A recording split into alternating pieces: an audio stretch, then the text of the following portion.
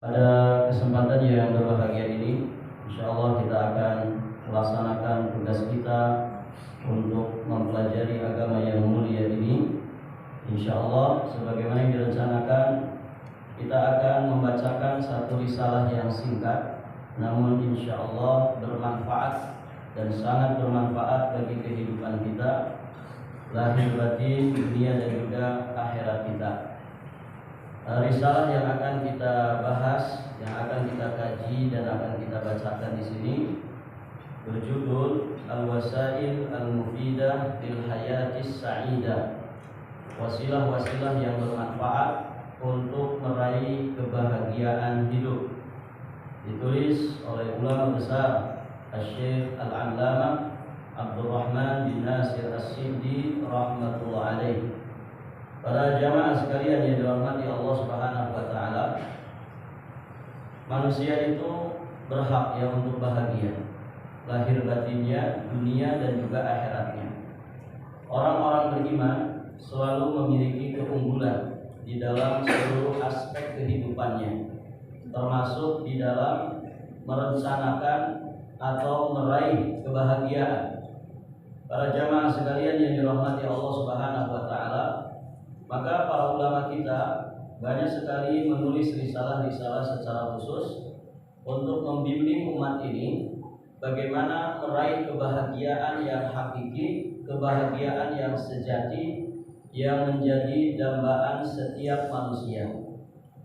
Kita sebagai muslim, sebagai mukmin, tentu konsep yang kita gunakan untuk meraih kebahagiaan, untuk mendapatkan kebahagiaan adalah bukan konsep duniawi.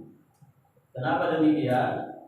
Karena semua konsep meraih kebahagiaan yang sifatnya wasilah-wasilah atau sarana-sarana duniawiyah ini pasti sifatnya sementara, hanya sementara, terbatas pada waktu, durasinya singkat, ya sesingkat hidup kita para jamaah yang dirahmati Allah, dan sefana dunia ini. Maka para jamaah yang dirahmati Allah, bukan konsep dunia yang akan kita bahas dan akan kita kaji di sini, karena tadi ya sifat dari wasilah-wasilah kebahagiaan yang sifatnya duniawi ini sementara saja. Dan para jamaah yang dirahmati Allah, lazimnya manusia, galibnya pada umumnya manusia, ya selalu berkeinginan,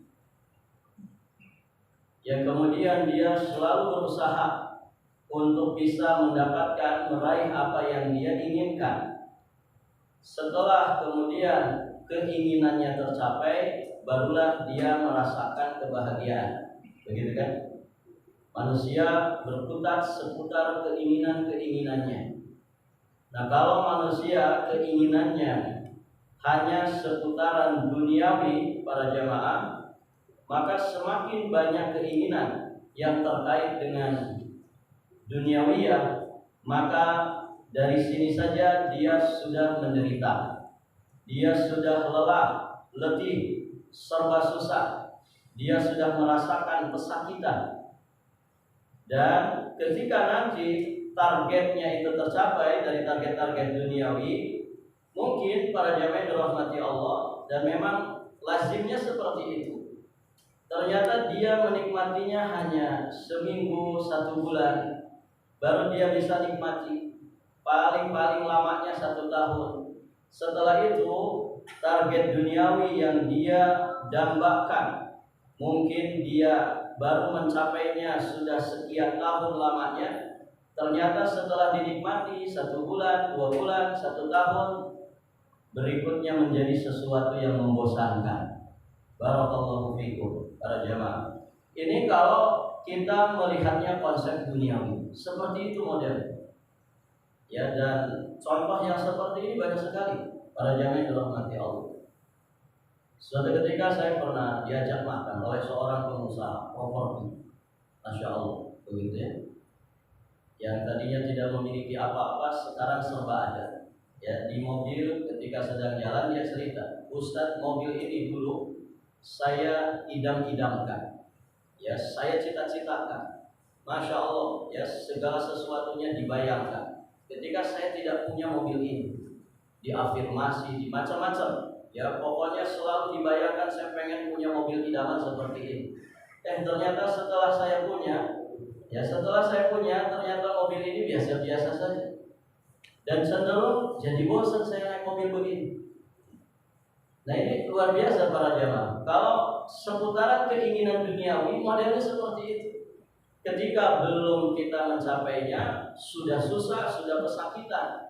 Ya, segala sesuatu dikerahkan. Ketika sudah targetnya dicapai, dinikmati sebulan 2 bulan, ternyata sudah membosankan. Ketika dia kemudian menarget keinginan berikutnya, berarti tambah lagi penderitaannya, tambah lagi pesakitannya. Ketika targetnya sudah dicapai, target kedua, maka sebulan 2 bulan dia nikmati, kembali lagi membosankan. Nas'alullah al-'afwa wal-'afiyah wassalam. Demikian dunia, para jamaah yang dirahmati Allah Subhanahu wa taala. Jadi ujung kebahagiaannya itu adalah kebosanan. Contoh lainnya, bagaimana para jamaah yang dirahmati Allah di saat kita lapar. Menghilangkan lapar itu bagaimana caranya? Makan, jelas ya, makan. Seenak-enak makanan, mau makan di restoran bintang 5 kah? Begitu ya. Yang super mahal itu, seenak-enaknya makanan, tetap saja enaknya itu di piring pertama. Ya tidak Pak? Kalau Bapak nambah piring kedua, masih enak? Sudah berubah rasanya. Bagi yang doyan makan, ya mungkin masih enak. Tapi coba tambah piring ketiga, sudah berubah rasanya. Bukan enak lagi, jadi enak. Ya. Nanti coba tambah piring keempat, tidak hanya enak para jamaah dirahmati Allah, kita pasti muntah dan berubah. Makanan yang enak itu berubah menjadi penyakit. Begitu dunia ini, begitu para jamaah dirahmati Allah. Orang-orang yang belum punya istri mungkin membayangkan punya istri itu bayangan apa? Yang indah-indah, yang enak-enak, bahagia, enak kayaknya kalau jalan-jalan sama istri, begitu kan? Barakallahu fiikum, mati-matian dibayang-bayangkan. Mau makan di piring ada wajah dia, gitu ya. Mau tidur kebayang dia.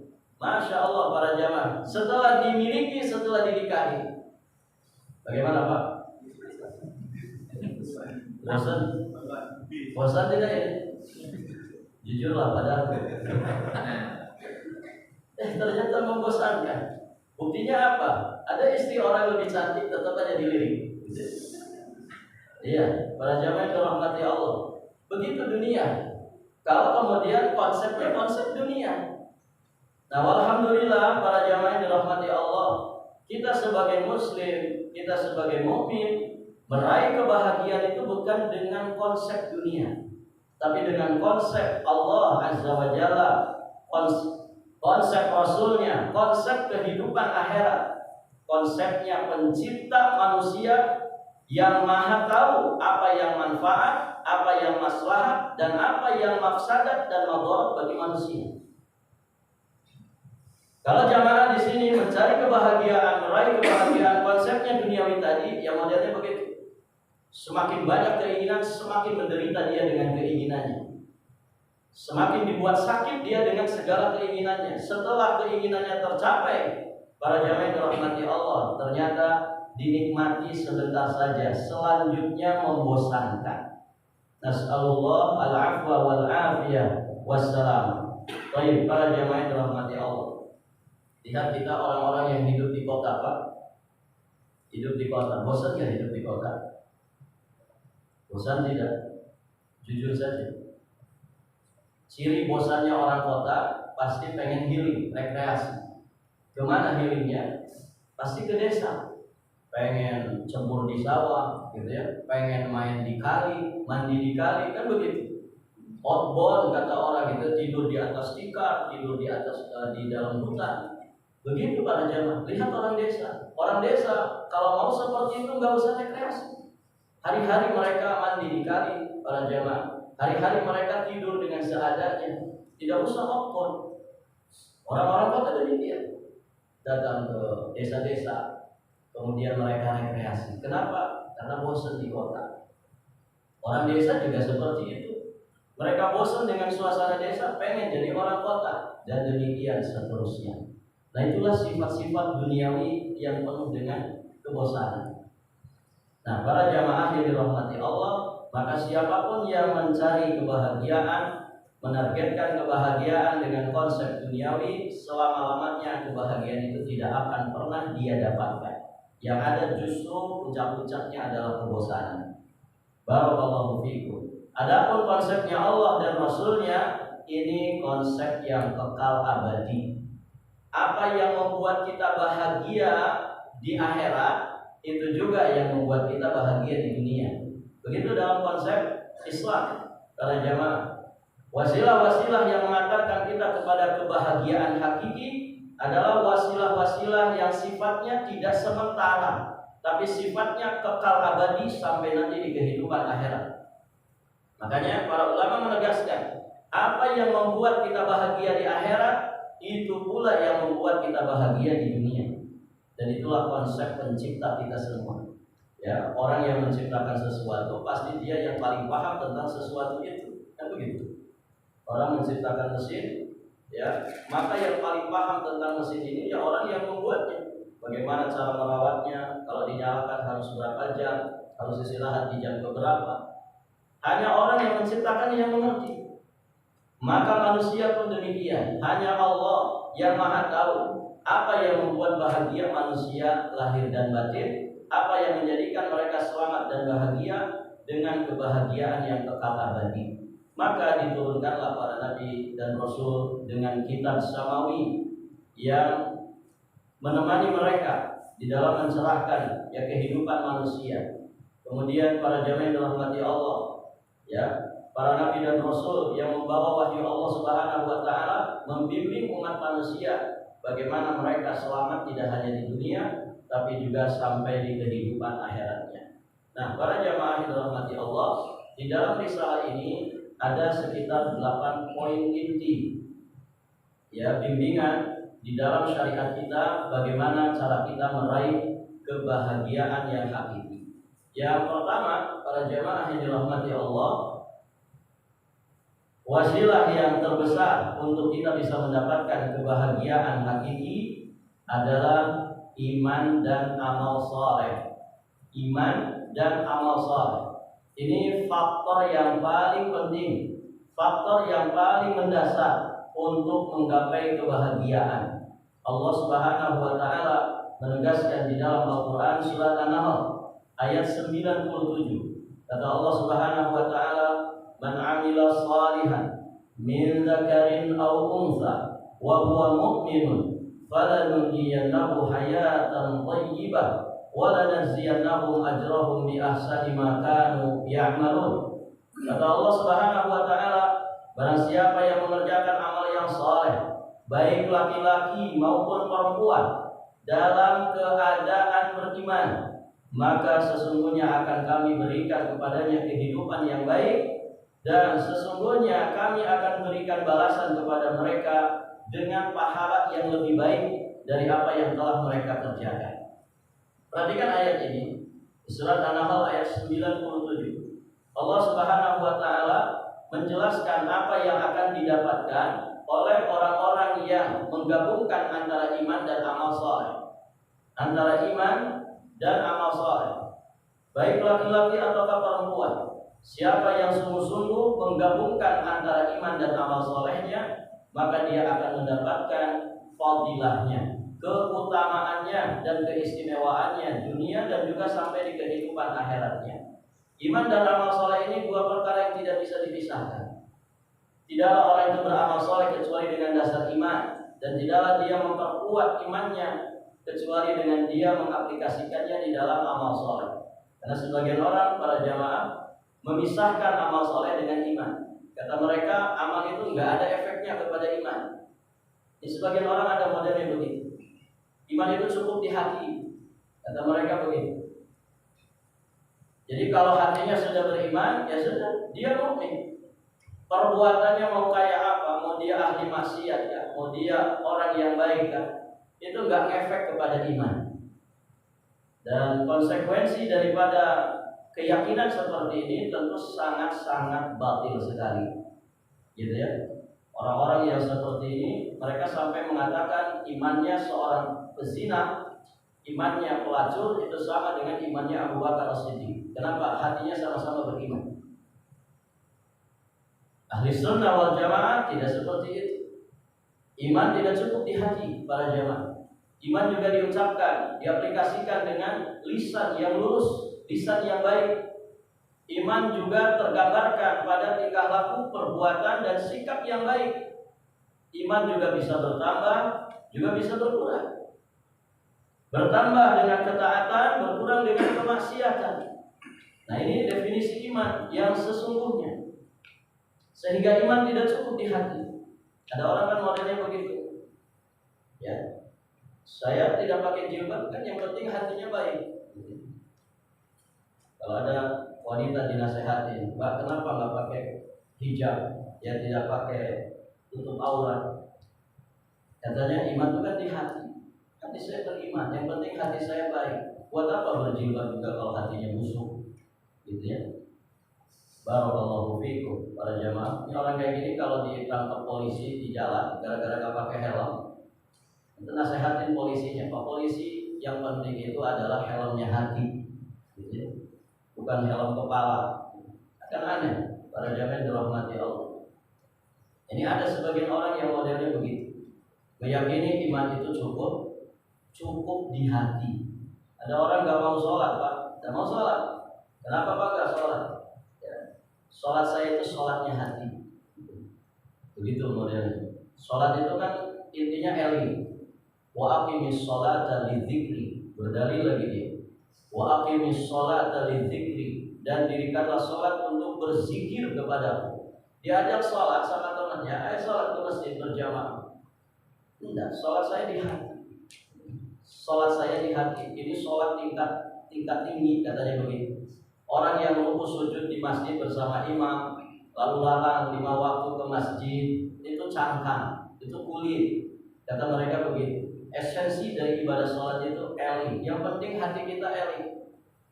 Kira-kira benar nggak Pak? Kalau ada orang berkeyakinan begitu, ini ngawur. Ya, giliran dia makan, ya, dia tetap pergi cari makan. Kenapa nggak eli saja? Nanti juga akan kenyang. Dan yang penting eli. Kalau segala sesuatu yang penting eling, ya sudah, Anda nggak usah makan ketika lapar, cukup eling saja. Makan itu hati, gitu kan? Nah, ini banyak orang-orang yang punya keyakinan ngawur seperti ini para jamaah. Iman tidak seperti itu. Ya, amal soleh itu bagian daripada iman. Amal kita ini sangat berpengaruh kepada iman. Ketika amal kita baik, maka iman kita bertambah. Ketika amal kita buruk, kita berbuat dosa dan maksiat, maka iman ini menjadi rusak, bahkan bisa menjadi hilang sama sekali. Maka para jamaah dirahmati Allah, seorang hamba yang baik, dia menggabungkan antara iman dan amal solehnya, sehingga barulah kemudian dia akan mendapatkan fadilahnya. Apa kata Allah? Pertama, fadilah duniawi yang akan dia dapatkan. Falanuhyiyannahu hayatan thayyibah. Sungguh kami akan anugerahkan kepadanya hayatan thayyibah, kehidupan yang thayyib, kehidupan yang baik. Al-Imam Ibnu Katsir di dalam kitab tafsirnya, beliau banyak menjelaskan, menukilkan penjelasan para ulama tentang apa yang dimaksud kehidupan baik ini. Sebagian mengatakan kehidupan baik itu adalah rizki yang halal. Ya, karena rizki yang halal pasti akan berefek baik. Kemudian yang berikutnya ada yang mengatakan hayatan thayyibah itu adalah qanaah. Qanaah itu ridho dengan jatah pemberian dari Allah Subhanahu wa taala. Hatinya lapang dengan jatah yang Allah Subhanahu wa taala berikan kepadanya. Ini hayatan thayyibah. Ya, sebagian mengatakan hayatan thayyibah itu tumahninatul qalbi, yakni tumakninahnya hati. Ya, kemudian setelah menukilkan penjelasan-penjelasan para ulama tentang maksud dari hayatan thayyibah, Imam Ibnu Katsir kemudian menyampaikan semua yang dijelaskan oleh para ulama tadi benar. Artinya termasuk kehidupan yang baik adalah ketika seseorang mendapatkan rezeki yang halal, ketika seseorang dianugerahi akhlak qanaah, ketika seseorang dianugerahi oleh Allah Subhanahu wa taala memiliki ketenangan hati. Ini semuanya adalah kehidupan bahagia di dunia. Ya, karena orang yang hatinya tenang itu orang yang paling bahagia. Kebahagiaan itu kan di hati, bukan di pangkat jabatan, bukan di harta. Ya, kalau kebahagiaan itu Allah simpan di harta, ya tentu Qarun paling bahagia. Ya. Kalau kemudian dipangkat dan di jabatan, tentu Fir'aun menjadi orang yang paling bahagia. Tapi ternyata Allah tidak menyimpan kebahagiaan manusia itu pada benda-benda duniawi tadi. Ya, kebahagiaan hakiki ada pada tumakninahnya hati dengan syariat dan agama Allah Subhanahu wa taala. Kemudian Allah Subhanahu wa taala melanjutkan balasan yang akan diterima di akhirat nanti, wala najziyannahum ajrahum bi ahsani ma kanu ya'malun, dan sungguh benar-benar akan kami berikan pahala balasan pahala yang lebih baik dari apa yang mereka kerjakan. Pahala dari Allah selalu lebih baik dari apa yang dikerjakan manusia. Masya Allah para jemaah. Bagaimana kita baca Quran satu hurufnya dikasih pahala 10. Begitu ya. Dan semua amal yang dilakukan oleh kaum muslimin minim-minimnya dikali lipatkan 10 kali lipat. Di momen tertentu, di sikon tertentu para jamaah pahala itu bisa lebih berlipat-lipat. Betul ya? Maka orang puasa di bulan Ramadan kalau ditambah 6 hari puasa di bulan Syawal, pahalanya kan seperti puasa 1 tahun penuh. Karena 1 bulan puasa itu dikali lipatkan 10 pahala sama dengan 10 bulan. 6 hari puasa di bulan Syawal dikali 10 sama dengan 60 hari. Berarti ada 360 hari alias 1 tahun. Semuanya pahala dilipat gandakan, minim-minimnya 10. Maka para jamaah dirahmati Allah, bersyukur kita sebagai umat Nabi Muhammad SAW yang diistimewakan dengan lipatan pahala. Umur kita, umur umatnya Rasulullah memang tidak panjang, 60 sampai 70 tahun saja. Namun kita bisa bersaing dengan umat-umat terdahulu yang usianya ratusan tahun. Bersaing dari sisi mana? Dari sisi kasih sayang Allah yang melipat gandakan pahala amal kita. Maka para jemaah yang dirahmati Allah, kalau orang dikasih Lailatul Qadar saja kan sudah luar biasa. Ya. Lailatul Qadar lebih baik daripada 1000 bulan, 83 tahun lebih 4 bulan. Kalau orang dapat Lailatul Qadar satu kali, maka berarti sama dengan dia mendapatkan pahala 83 tahun sekian bulan. Bayangkan, ya semasa kita dari akhir balik sampai mati, berapa peluang Lailatul Qadar yang bisa kita dapatkan? Itu hanya bicara Lailatul Qadar. Bagaimana dengan amal-amal yang lain? Yang juga ternyata banyak sekali peluang untuk mendapatkan lipatan pahala di sisi Allah Subhanahu wa taala. Nah, demikian para jemaah yang dirahmati Allah, waktu kita terbatas. Poin ini belum selesai. Iman dan amal soleh, kenapa bisa membahagiakan manusia? Insya Allah di kesempatan yang berikutnya akan kita sampaikan. Nanti ya kita lanjutkan pembahasan ini. Ya, adapun yang tadi kita sampaikan ini terkait dengan dasar daripada poin yang pertama ini, yakni firman Allah Subhanahu wa taala di surat An-Nahl ayat 97. Semoga apa yang disampaikan bermanfaat dan semoga Allah menjadikan kita orang-orang yang bahagia dengan kebahagiaan sesungguhnya, kebahagiaan yang mengantarkan kita kepada kebahagiaan yang abadi di surga Allah Subhanahu wa taala insyaallah. Amin Allahumma ya rabbal alamin. Baik jamaah sekalian, sampai di sini dulu pembahasan kita. Jika ada pertanyaan sebelum ditutup dipersilakan.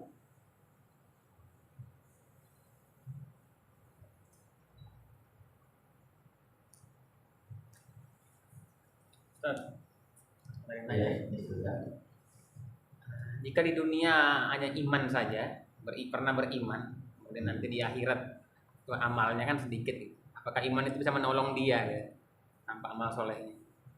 Ya, para jamaah sekalian yang dirahmati Allah, pada dasarnya iman itu menjadi fondasi dasar. Ada orang-orang yang Masya Allah masuk surga dengan bahasa bahasa yang disampaikan, masuk surga dengan harga murah. Maksudnya bagaimana? Surga itu kan aslinya mahal, Pak. Berdasarkan sabda Nabi Shallallahu Alaihi Wasallam, ala inna sil'atallah ghaliyah. Ketahuilah bahwasanya barang dagangan Allah itu mahal. Ala inna sil'atallah al-jannah. Ketahuilah bahwasanya barang dagangan Allah yang mahal itu adalah surga. Jadi surga itu mahal. Tapi sebagian orang, sebagian kekasih-kekasih Allah Subhanahu wa taala ada yang mendapatkan surga dengan harga yang murah. Maksudnya apa? Contoh, para jamaah, keluarga Yasin. Keluarga Yasin. Istrinya bernama Sumayyah. Kemudian ada suaminya bernama Yasin. Ada putranya yang bernama Ammar bin Yasin.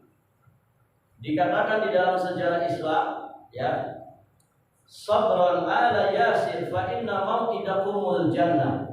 Ini sabda Rasulullah terhadap keluarga Yasir.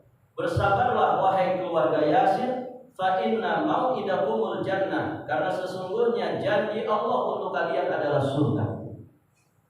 Nah, kisahnya para jamaah, Yasir dan istrinya Sumayyah ini disiksa, diintimidasi oleh orang-orang kafir Quraisy. Yasir dan istrinya Sumayyah ini termasuk orang-orang yang pertama kali masuk Islam di periode Mekah, saat Nabi Shallallahu Alaihi Wasallam baru-baru diangkat menjadi Nabi dan Rasul. Dan kita sama-sama tahu Nabi 13 tahun di Mekah, beliau menyampaikan wahyu Allah Subhanahu Wa Taala. Al-Quran mulai turun kepada Nabi semenjak turun pertama di Gua Hira, surat Al-Alaq. Turun berangsur-angsur, turun surat Al-Mudaththir, dan terus ya ayat-ayat ini berangsur-angsur turun di Mekah, di fase Mekah. 13 tahun Nabi di Mekah. Maka ayat-ayat yang turun sebelum Nabi hijrah ke Madinah disebut ayat-ayat atau surat-surat Makkiyah. Ciri surat-surat Makkiyah atau ayat-ayat Makkiyah, kata para ulama, ya, cirinya lebih dominan membahas tentang seputar keyakinan, tentang seputar akidah. Kenapa? Karena 13 tahun Nabi di Mekah belum banyak syariat Allah yang turun. Dalam istilah dakwahnya disebut dengan tasfiyah. Fase tasfiyah atau takhliyah. Nabi sedang membersihkan hatinya kaum muslimin saat itu yang baru-baru masuk Islam. Ya, mungkin sebagian mereka basicnya adalah orang-orang jahiliyah yang membawa khurafat, membawa takhayul, membawa akidah yang menyimpang di dalam hati mereka. Maka tindakan yang benar sebelum bejana itu diisi dengan sesuatu supaya bisa dimanfaatkan sesuatu yang diisikan ini, dibersihkan dulu bejananya. Maka ayat-ayat tentang akidah ini membersihkan hatinya kaum muslimin ketika itu, sehingga perintah sholat belum ada ketika itu, perintah puasa belum ada, perintah zakat belum ada. Peristiwa Isra Mi'raj yang di situ ada kewajiban sholat 5 waktu ini menjelang Nabi hijrah ke Madinah. Sholat berjamaah, puasa Ramadan itu turunnya syariatnya ketika Nabi sudah hijrah di Madinah. Demikian pula syariat-syariat yang lain. Sebagian ulama mengatakan zakat itu perintah secara umumnya turun ketika Nabi menjelang hijrah. Tapi rincian zakatnya, ya, zakat peternakan kayak apa, zakat harta bagaimana, zakat perdagangan seperti apa, zakat pertanian, itu rinciannya ketika Nabi sudah di Madinah. Sehingga sebagian kaum muslimin yang awal-awal masuk Islam, sebagian mereka mungkin belum ada yang pernah sholat, belum ada yang pernah puasa Ramadan, tapi mereka mendapatkan surga. Dengan apa? Dengan iman mereka kepada Allah, dengan keimanan mereka yang tanpa ragu sedikit pun kepada kenabian dan kerasulan Muhammad SAW, termasuk keluarga Yasir ini. Ya, makanya dikatakan Yasir itu syahid pertama di dalam Islam. Sumayyah itu syahidah pertama di dalam Islam. Mereka hanya membawa iman kepada Allah, membawa iman, ya, kepada Rasulullah SAW, dan belum banyak melakukan syariat. Kenapa demikian? Karena syariat yang ketika itu belum banyak turun. Nah, adapun saat ini para jamaah, Islam sudah sempurna disampaikan. Ya, maka syariat yang kemudian menjadi dasar untuk kita selamat di akhirat wajib kita tunaikan dan cukup iman.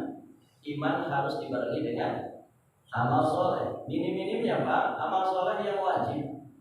Amal soleh yang wajib. Amal soleh itu kan bisa wajib, bisa sunnah. Begitu ya.